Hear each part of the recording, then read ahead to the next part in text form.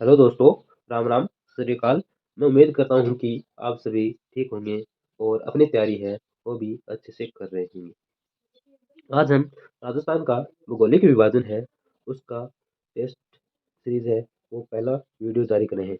ये जो पीडीएफ है वो दीनदयाल पब्लिकेशन जीके भाई होशियार सिंह सर है उनके द्वारा निर्मित की गई पीडीएफ है जो निःशुल्क टेस्ट सीरीज के तहत अपने टेलीग्राम चैनल दीनदयाल पब्लिकेशन के नाम से टेलीग्राम चैनल है उनका, उस पे उपलब्ध है, जो मैं आपके सामने वीडियो में टेस्ट सीरीज के रूप में उपलब्ध करवा रहा हूँ। अगर कोई भी कमेंट हो तो आप अपने हिसाब से सर से भी पूछ सकते हैं। तो चलिए उसको शुरू करते हैं। तो पहला प्रश्न है, राजस्थान का मरुस्थलीय क्षेत्र प्राक ऐतिहासिक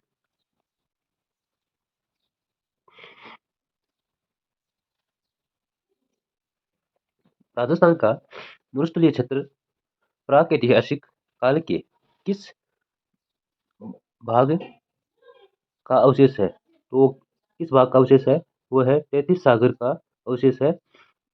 गोंडवाना लैंड है उसका, वो है अरावली।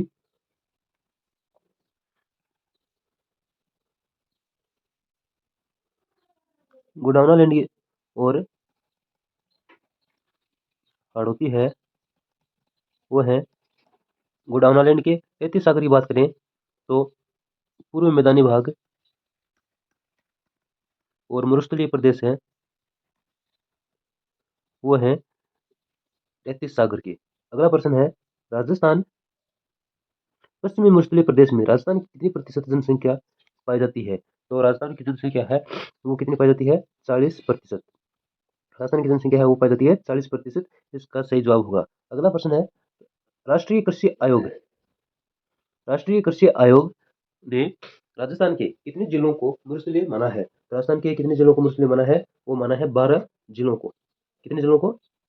12 जिलों को। इसका सही जवाब है ए, है वो राइट आंसर है। राजस्थान के पश्चिमी मरुस्थलीय भाग हैं वो 12 जिले हैं, जिनमें से बाड़मेर जैसलमेर बाड़मेर, जालौर, पाली, नागौर, जोधपुर, बीकानेर, गंगानगर, हनुमानगढ़, चूरू, सीकर, झुंझुनू है।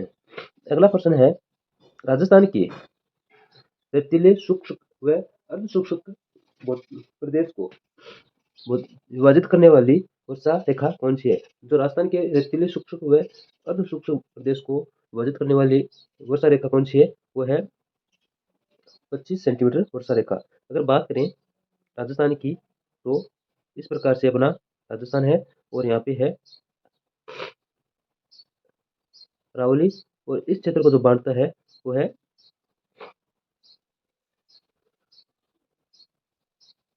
इस प्रकार से अपना राजस्थान।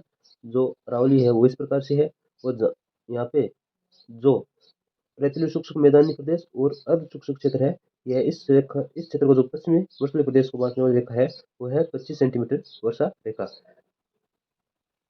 अगला है, राजस्थान का क्षेत्रफल की दृष्टि से सबसे छोटा भौतिक भाग है। तो राजस्थान का क्षेत्रफल की दृष्टि से सबसे छोटा भाग है वो है दक्षिण पूर्वी पठारी प्रदेश। कौन सा है?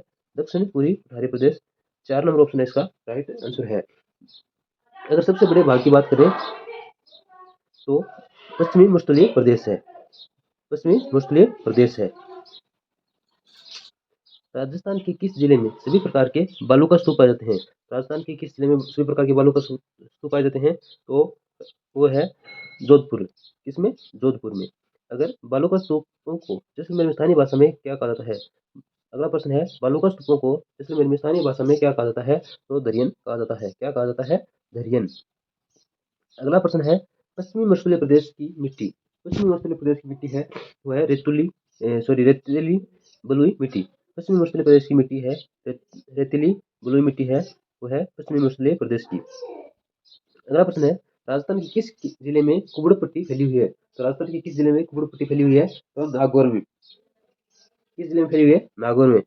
नागौर के जायल से नागौर के जायल से अजमेर के पुष्कर तक के क्षेत्र है वो भूमिगत जल फ्लोराइड युक्त है। फ्लोराइड युक्त जल के लगातार सेवन से फ्लोरोसिस नामक रोग हो जाता है, जिससे हड्डियां टेढ़ी हो जाती है, कमर झुक जाती है, इसलिए इस क्षेत्र को कुबड़ पट्टी कहा जाता है। प्रश्न के विकल्प में एक ही जिला होने पर नागौर करना है, दो जिलों का विकल्प होने पर नागौर व अजमेर होगा।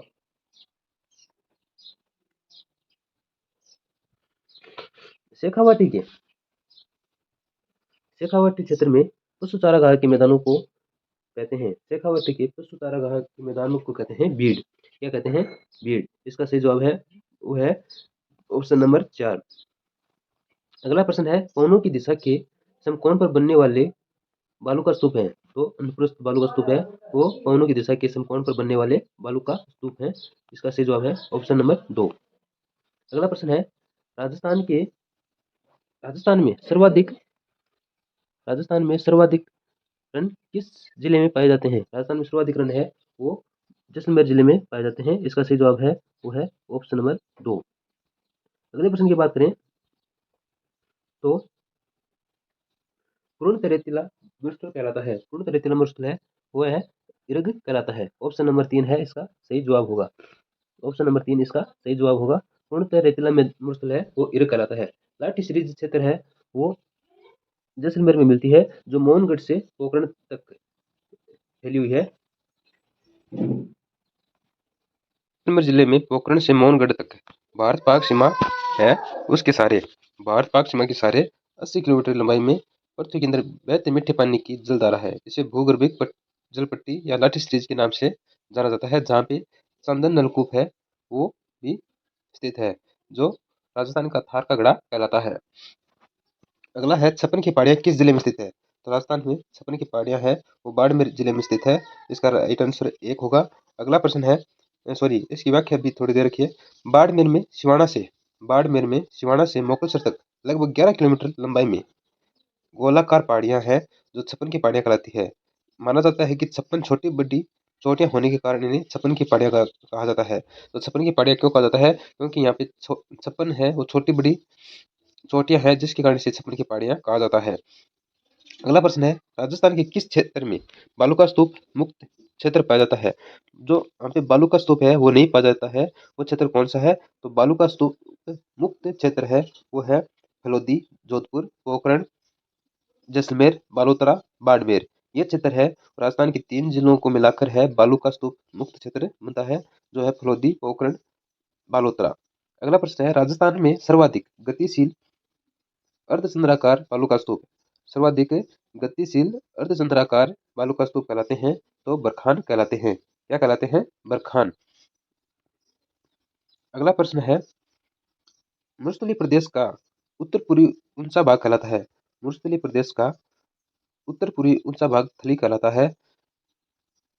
राजस्थान में मगरा क्षेत्र विकास कार्यक्रम कब शुरू हुआ या कब प्रारंभ किया गया? राजस्थान में मगरा क्षेत्र विकास कार्यक्रम है वो 2005-6 से शुरू हुआ, जो राजस्थान के दक्षिणी मध्य भाग के 5 जिले हैं, अजमेर, भीलवाड़ा, पाली, राजसमंद, चित्तौड़गढ़ के 16 विकास खंडों में ये कार्यक्रम संचालित है। ये प्रश्न कई बार पूछा जा चुका है। राजस्थान में मगरा क्षेत्र विकास कार्यक्रम है वो कब प्रारंभ किया गया? तो कब प्रारंभ किया गया था? 2005 में। तो जिलों की बात करें तो 5 जिले हैं, अजमेर, भीलवाड़ा, पाली, राजसमंद व चित्तौड़गढ़।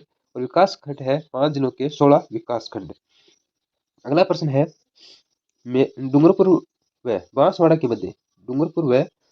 मध्य पहाड़ी का भाग कहलाता है तो मेवल कहलाता है। डूंगरपुर व बांसवाड़ा के मध्य की पहाड़ियों को मेवल कहा जाता है। उदयपुर का उत्तर पश्चिमी पर्वतीय प्रदेश कहलाता है। उदयपुर का उत्तर पश्चिमी पर्वतीय प्रदेश है वो मगरा कहलाता है। नागौर की मकराना श्रेणी किसके लिए जानी जाती है? तो नागौर की मकराना श्रेणी है वो संगमरमर के लिए जानी जाती है, जहाँ पे ये संगमरमर की विश्व प्रसिद्ध मंडी है वो है किसरगढ़ में।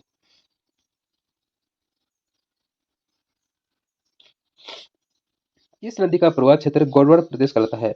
तो कौन सी नदी है जिसका प्रवाह क्षेत्र है वो गोडवाड़ प्रदेश कहलाता है? तो लूणी नदी व इस उसकी सहायक नदियों द्वारा निर्मित मैदान है वो है गोडवाड़ प्रदेश। लूणी नदी का संपूर्ण अपवाह क्षेत्र है एक जलोढ़ मैदान का निर्माण करता है। लूणी नदी का जो संपूर्ण अपवाह क्षेत्र तंत्र है वो एक जलोढ़ मैदान का निर्माण करता है, जिसे लूणी बेसिन या लूणी जवाई बेसिन कहा जाता है, जिसे लूणी बेसिन या लूणी जवाई बेसिन कहा जाता है। आगे बात करें अगले प्रश्न की, खड़ीन सिंचाई सर्वाधिक कहाँ की जाती है? तो खड़ीन सिंचाई है वो जैसलमेर में की जाती है। रेतीला शुष्क क्षेत्र तथा राजस्थान बांगर किस भौतिक विभाग के उप विभाग है? तो रेतीला शुष्क क्षेत्र और राजस्थान भांगर किस भौतिक विभाग के उप विभाग है? तो पश्चिमी मरुस्थलीय प्रदेश के हैं। राजस्थान में पश्चिमी मरुस्थलीय प्रदेश के मुख्यतः दो भागों में बांटा गया है। राजस्थान का जो पश्चिमी मरुस्थलीय प्रदेश है उसको मुख्यतः दो भागों में बांटा गया है, शुष्क मरुस्थलीय प्रदेश और अर्ध शुष्क मरुस्थलीय प्रदेश। तो दो भागों से शुष्क मरुस्थलीय प्रदेश और अर्ध शुष्क मरुस्थलीय प्रदेश में बांटा गया है। अर्ध शुष्क मरुस्थलीय प्रदेश को राजस्थान का बांगर भी कहता है। अर्ध शुष्क मरुस्थलीय प्रदेश को राजस्थान में बांगर भी कहा जाता है। अगला प्रश्न है, पथरीला मरुस्थल है हमादा, असंगत को छांटना है, सॉरी, निम्न में से असंगत को छांटना है। तो पथरीला मरुस्थल हमादा, मिश्रित मरुस्थल रेग, रेतीला मरुस्थल इरग। तो ये सभी की सभी है वो सही है। पथरीले मरुस्थल होते हैं जहाँ पे पहाड़ियाँ या पत्थर वगैरह होते हैं, वो मरुस्थल हमादा कहलाता है। जहाँ पे मिट्टी और जो पत्थर होते हैं वो क्षेत्र मिश्रित मरुस्थल है वो रेग कहलाता है। जहाँ पे सिर्फ और सिर्फ मिट्टी या रेत होती है वो रेतीला मरुस्थल इरग कहलाता है। अगला है, रेगिस्तान का मार्च से क्या तात्पर्य है? रेगिस्तान का मार्च है वो रेगिस्तान का आगे बढ़ना, जो धीरे धीरे आगे की ओर बढ़ रहा है वो ये रेगिस्तान का मार्च। मरुस्थलीकरण होना ही क्या है? रेगिस्तान का मार्च है। अगला प्रश्न है, पवनों की दिशा में समांतर बनने वाले स्तूप को क्या कहते हैं? जो पवनों की दिशा के समांतर बनने वाले स्तूप है उन्हें अनुदैर्ध्य कहा जाता है। उन्हें अनुदैर्ध्य कहा जाता है। राजस्थान में छोटे क्षेत्र में उत्पन्न वायुभंवर का स्थानीय भाषा में क्या कहते हैं? राजस्थान में छोटे क्षेत्र में उत्पन्न स्थानीय वायुभंवर है वो चक्रवात को स्थानीय भाषा में भूलिया कहते हैं। क्या कहते हैं? भूलिया कहते हैं। राजस्थान के पश्चिमी भाग में आने वाले वायु चक्रवात चक्राकार भंवर को भूलिया, भतुलिया, भूमोलिया कहते हैं। ये भूमोलिया अपनी मारवाड़ी भाषा का शब्द है जो अपनी लोक भाषा का शब्द है। राज्य का सर्वाधिक उपजाऊ भौतिक भाग कौन सा है? तो राज्य का सर्वाधिक उपजाऊ भौतिक प्रदेश है वो है पूर्व मैदानी भाग। राज्य का सबसे भौतिक प्रदेश उपजाऊ है तो वह है पूरे मैदानी भाग। राजस्थान में डांग क्षेत्रीय विकास कार्यक्रम कब प्रारंभ किया गया? राजस्थान में डांग क्षेत्रीय विकास कार्यक्रम है 1993-95 में किया गया था, जो राजस्थान के 8 जिलों सवाई माधोपुर, भरतपुर, करौली, धौलपुर, कोटा, बूंदी, बारां, झालावाड़ की 21 पंचायत समितियों की 357 ग्राम पंचायतों में की गई थी। ये योजना 2005-6 में पुनः प्रारंभ की गई है और इस योजना का जो पुनः प्रारंभ है वो 2005-6 में हुआ है।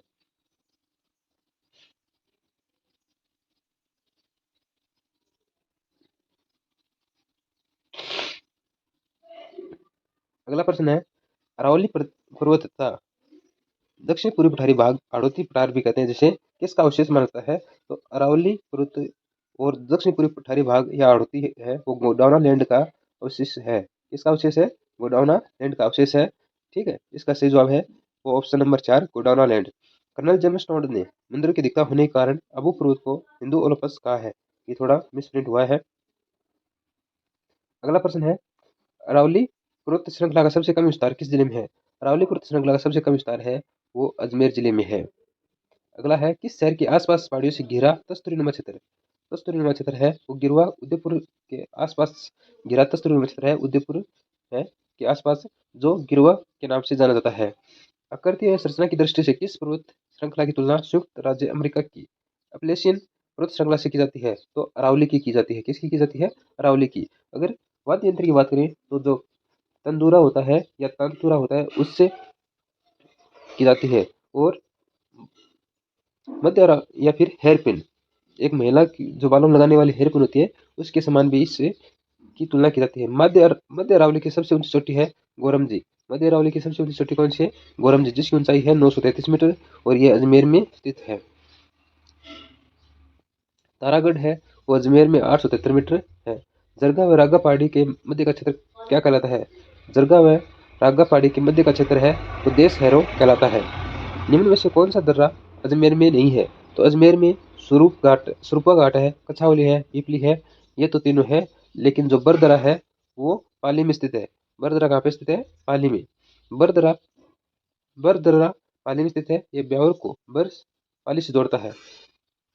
दक्षिण अरावली की निम्न चोटियों की ऊंचाई के अनुसार सही अवरोही क्रम है। तो सही अवरोही क्रम है गुरु शिखर, जिसकी 1722 मीटर, शेर 1597 मीटर, दिलवाड़ा 1442 मीटर, जरगा 1431 मीटर। इसका सही जवाब है ऑप्शन नंबर 4। अगला प्रश्न है, मध्यवर्ती अरावली पर्वतीय क्षेत्र में स्थित दर्रे व पहाड़ी मार्ग को क्या कहा जाता है? तो क्या कहा जाता है? नाल। इससे क्या कहा जाता है? नाल। 1 नंबर इसका सही जवाब होगा। अगला प्रश्न है, दो पर्वतों व पहाड़ों के मध्य स्थित संकीर्ण धरातलीय मार्ग को नाल दर्रा घाट कहते हैं।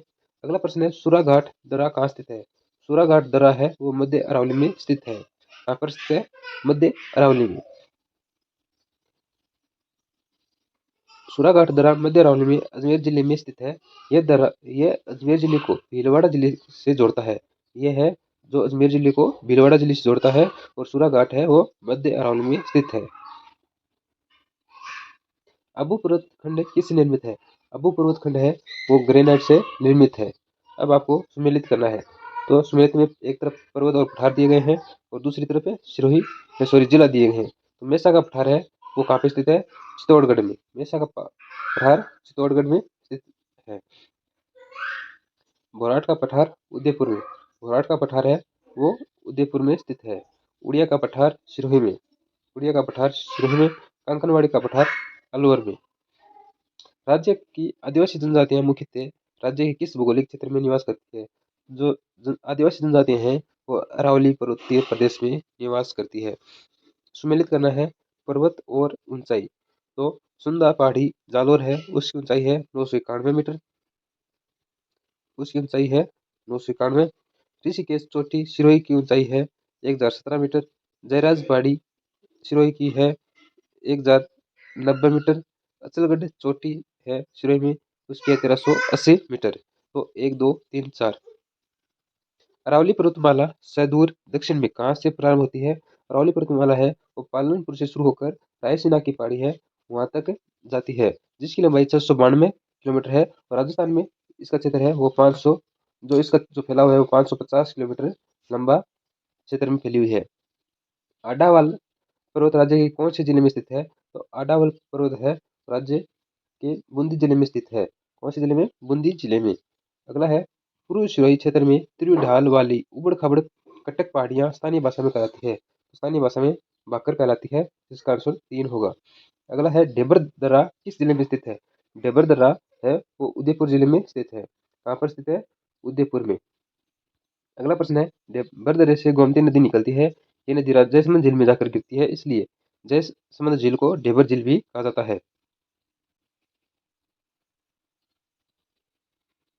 किस दर्रे से होकर नया राष्ट्रीय राजमार्ग संख्या 25 गुजरता है? तो नया राष्ट्रीय राजमार्ग 25 है वो बर दर्रे से होकर गुजरता है, जो ब्यावर से मुनाबाव बाड़मेर तक जाता है। यह राष्ट्रीय राजमार्ग बर दर्रे से होकर गुजरता है। प्रतापगढ़ व बांसवाड़ा के मध्य का मैदान कहलाता है। प्रतापगढ़ व बांसवाड़ा के मैदान मध्य का मैदान है छप्पन का मैदान कहलाता है। छप्पन का मैदान है वहाँ पे 56 नदी नालों का समूह होने के कारण से छप्पन का मैदान भी कहते हैं। राजस्थान में बीड़ भूमि का सर्वाधिक विस्तार किन जिलों में हुआ है? राजस्थान में बीड़ भूमि का सर्वाधिक विस्तार है वो सवाई माधोपुर, धौलपुर, कोटा में हुआ है। वो है सवाई माधोपुर, धौलपुर, कोटा में। प्रतापगढ़ का भूभाग क्या कहलाता है? तो प्रतापगढ़ का भूभाग है वो कांठल कहलाता है। प्रतापगढ़ का भूभाग है वो क्या कहलाता है?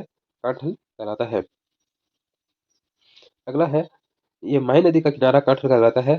प्रतापगढ़ का प्राचीन नाम कांठल था। प्रतापगढ़ का प्राचीन नाम है वो है कांठल था। प्राचीन नाम क्या था? कांठल था। माही नदी के बहाव क्षेत्र व इलाका है कांठल का मैदान कहलाता है। राज्य का वह पठार जो गुरु शिखर से नीचे स्थित है वो क्या है? गुरु शिखर से नीचे स्थित है। अब्बू वृत्त से 160 मीटर ऊंचा है, तो वो है उड़िया पठार। उड़िया पठार सिरोही जिले में स्थित है। यह राजस्थान का सबसे ऊंचा पठार है, जिसकी लंबाई 1360 मीटर ऊंचा है। ये 1360 मीटर ऊंचा है। सापेक्षिक दृष्टि से राजस्थान का कौन सा भू प्राकृतिक प्रदेश अस्पष्ट अधर प्रवाह का क्षेत्र है? तो यह है दक्षिण पूर्वी पठारी प्रदेश। सापेक्षिक दृष्टि से राजस्थान का कौन सा भूभाग भू प्राकृतिक प्रदेश अस्पष्ट अधर प्रवाह का क्षेत्र है? दक्षिण पूर्वी पठारी प्रदेश। कौन सा क्षेत्र वागड़ कहलाता है? तो वागड़ क्षेत्र है वो डूंगरपुर बांसवाड़ा का क्षेत्र है वागड़ कहलाता है। और बांगड़ है वो शेखावाटी क्षेत्र है, और नागौर का क्षेत्र है वो बांगड़ कहलाता है। बोराट का पठार से संबंधित जिले। बोराट का पठार है वो उदयपुर। बोराट का पठार उदयपुर और राजसमंद में स्थित है। बुराट का पठार कुंभलगढ़ से गोगुंदा तक विस्तृत है। यह लगभग 920 मीटर ऊंचा है। ये राजस्थान का तीसरा ऊंचा पठार है। बुराट के पठार की सबसे ऊंची चोटी दरगाह है। बुराट के पठार की सबसे ऊंची चोटी है वो दरगाह है। रायसीना पहाड़ी जहाँ राष्ट्रपति भवन बना हुआ है, ये किस पर्वत श्रृंखला का भाग है? तो ये अरावली पर्वत श्रृंखला का भाग है। जो राष्ट्रपति भवन है वो रायसीना पहाड़ी पर बना हुआ है। राजस्थान का सबसे ऊंचा पठार है उड़िया पठार। राजस्थान का सबसे ऊंचा पठार कौन सा है? उड़िया पठार है, जिसकी ऊंचाई है 1360 मीटर और ये सिरोही जिले में स्थित है। अरावली पर्वत श्रृंखला की समुद्र तल से ऊंचाई है वो है 930 मीटर। अरावली पर्वत श्रृंखला की समुद्र तल से ऊंचाई कितनी है? 930 मीटर। ये थे राजस्थान जीके के जो भौतिक प्रदेश से संबंधित 60 प्रश्न। अगर आपको ये वीडियो पसंद आया हो तो चैनल को सब्सक्राइब कीजिए और वीडियो को ज़्यादा से ज़्यादा लाइक कीजिए। ये जो पीडीएफ है वो धिंदवाल पब्लिकेशन जीके भाई होशियार शेषर द्वारा तैयार की गई है। और ये आपने उनकी पुस्तक है भौतिक राजस्थान का भूगोल 50 जिनसे भी है, और जो थर्ड ग्रेड है उसमें भी ये प्रश्न दिए गए हैं। अगर ये आप वीडियो आपको पसंद आया हो तो चैनल को सब्सक्राइब कीजिए और वीडियो को ज़्यादा से ज़्यादा लाइक कीजिए। थैंक यू, धन्यवाद।